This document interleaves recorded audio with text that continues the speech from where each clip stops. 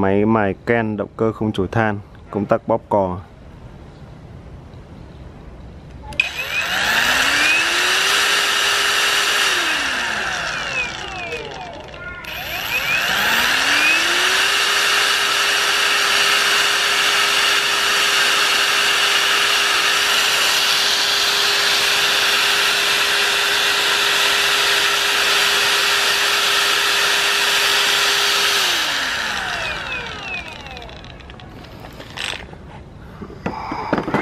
Theo máy có 2 quả pin, một sạc, một tay cầm, một chắn đá này, một tay mở lưỡi. Giá 1.150.000 chưa ship nha các bác nhé. Tiền ship các bác tự trả.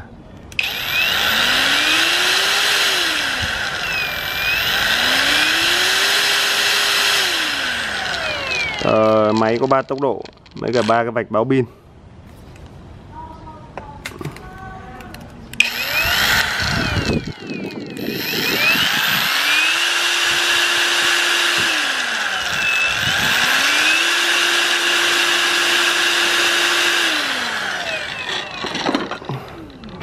Đây là, cảm ơn các bác.